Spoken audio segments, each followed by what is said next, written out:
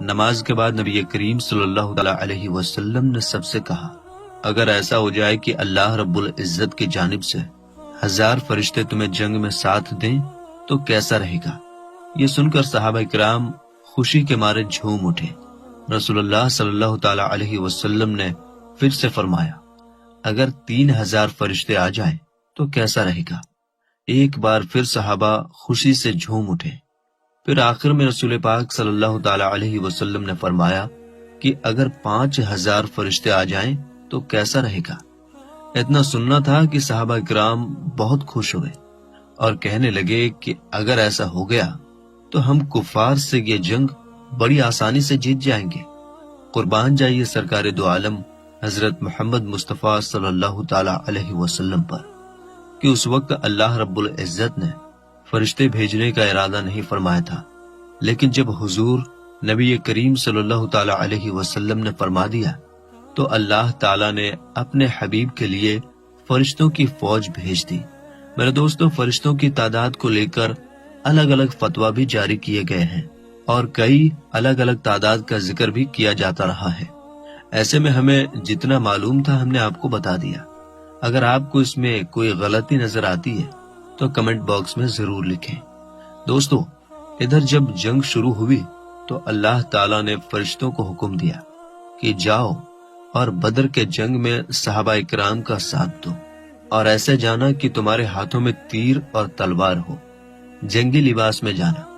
اللہ تعالیٰ کا حکم پاتے ہی فرشتوں کی جماعت حضرت جبرائیل علیہ السلام کی قیادت میں میدان بدر میں آ گئے اور اس جنگ میں صحابہ کرام کا ساتھ دیا۔ یہ جنگ مسلمانوں نے فرشتوں کی غیبی مدد سے آسانی سے جیت لی۔ اس جنگ میں کافروں کے 70 لوگ مارے گئے، جس سے ان کی فوج کی کمر ٹوٹ گئی اور 70 کافروں کو قیدی بنا لیا گیا۔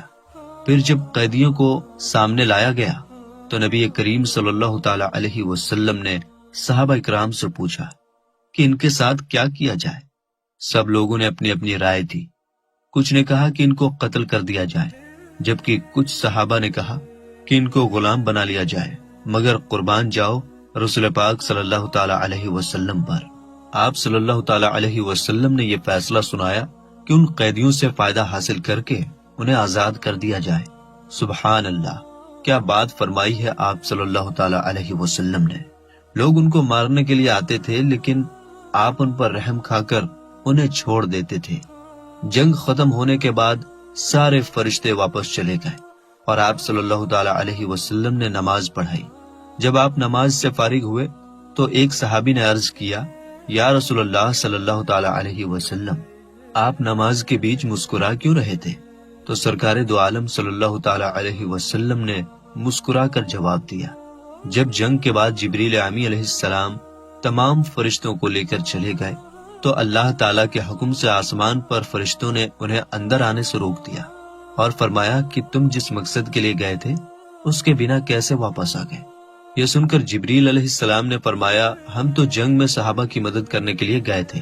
پھر ان فرشتوں نے جواب دیا کہ نہیں، تم کو محمد رسول اللہ صلی اللہ تعالی علیہ وسلم کی خاطر بھیجا گیا تھا، لہٰذا جاؤ اور جب تک ان سے اجازت نہ لے لو تب تک واپس نہ آنا۔ اسی وجہ سے جبریل علیہ السلام میرے پاس آئے تھے اور اس وقت ہم نماز ادا کر رہے تھے۔ میں نماز میں بول نہیں سکتا تھا، اس لیے مسکرا کر میں نے انہیں اجازت دی کہ ہاں، اب تم سب جا سکتے ہو۔ سبحان اللہ، جنگ بدر میں کل 14 صحابہ شہید ہوئے، جن میں سے 6 مجاہر اور 8 انصار تھے۔ مجاہرین کے نام یہ ہیں: حضرت عبیدہ بن البارس، حضرت عمیر بن ابی وقاص، حضرت عمیر بن عبد عمرو، حضرت عاقل بن ابی بکیر، حضرت مہجع، حضرت صفوان بن بیضہ۔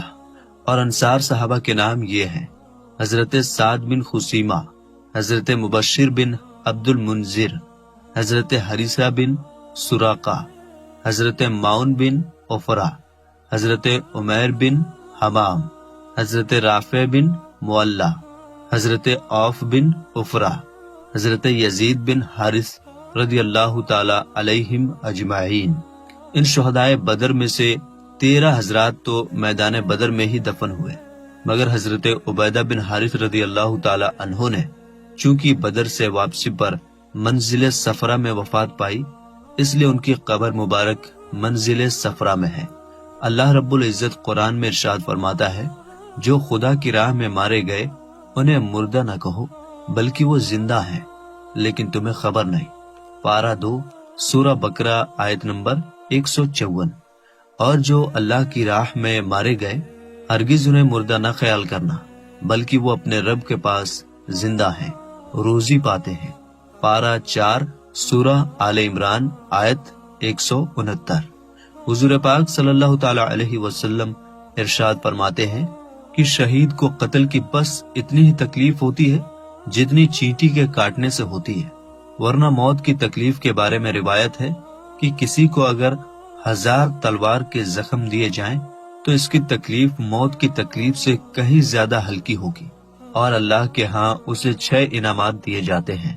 نمبر 1، اس کے خون کا پہلا قطرہ زمین پر گرنے سے پہلے اسے بخش دیا جاتا ہے اور اس کی روح کو فوراً جنت میں ٹھکانہ ملتا ہے۔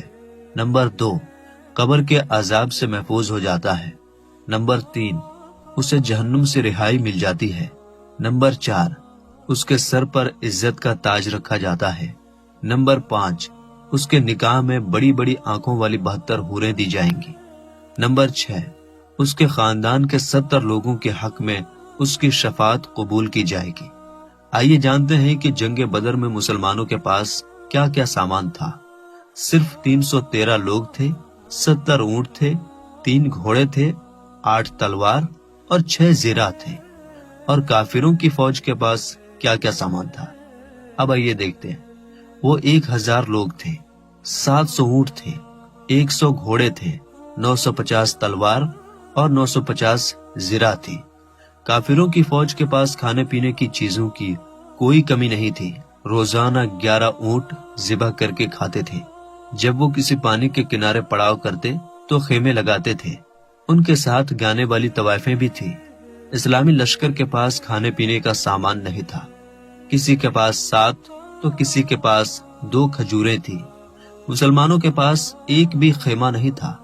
صحابہ کرام نے کھجور کے پتوں کو اور ٹہنیوں سے ایک جھوپڑی تیار کر کے حضور اقدس نبی کریم صلی اللہ تعالی علیہ وسلم کو اس میں ٹھہرایا تھا۔ آج اس جگہ پر مسجد بنی ہوئی ہے۔ کفار کی فوج سے 70 آدمی قید کیے گئے اور 70 آدمی قتل ہوئے، جن میں ابو جہل بھی شامل تھا۔ اسلامی لشکر میں 14 صحابہ شہید ہوئے اور مسلمانوں کو جیت حاصل ہوئی۔ دوستو، ہم نے آپ کو جنگ بدر کا واقعہ آسان طریقے سے بتا دیا، لیکن جنگ بدر کا واقعہ صرف سننے یا خوش ہونے کے لیے نہیں ہے، بلکہ ہمیں اس سے سیکھنا چاہیے۔ دوستو، آپ غور کیجئے، آج ہمارے پاس سب کچھ ہے، اللہ کے فضل سے کسی چیز کی بھی کمی نہیں ہے، پھر بھی مسلمانوں کو ہر جگہ ستایا جا رہا ہے، مارا کاٹا جا رہا ہے، مسلمانوں کے گھروں کو جلایا جا رہا ہے۔ دوستو، کیا آپ نے سوچا ہے آخر ایسا کیوں ہو رہا ہے؟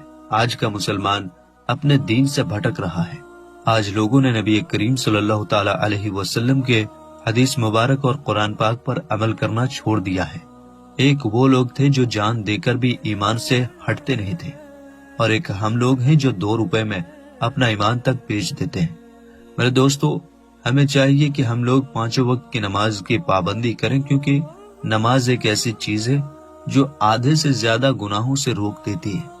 دوسری بات یہ ہے کہ ہم اپنے گھروں میں اسلامی تہذیب اور شریعت کو لاگو کریں۔ گھروں میں ٹی وی، سیریل یا فلمیں دیکھ کر برکت ختم نہ کریں، ایک دوسرے کے ساتھ محبت سے پیش آئیں۔ اپنے آل و اولاد کو موبائل فون جیسی چیزوں سے دور رکھیں اور انہیں اچھی تعلیم دیں۔ ابھی حالات ایسے ہیں کہ ہمارے ہندوستان میں ایک خاص مذہب کے لوگ مسلمانوں کو کمزور کرنے کے لیے ہماری بیٹیوں، ہماری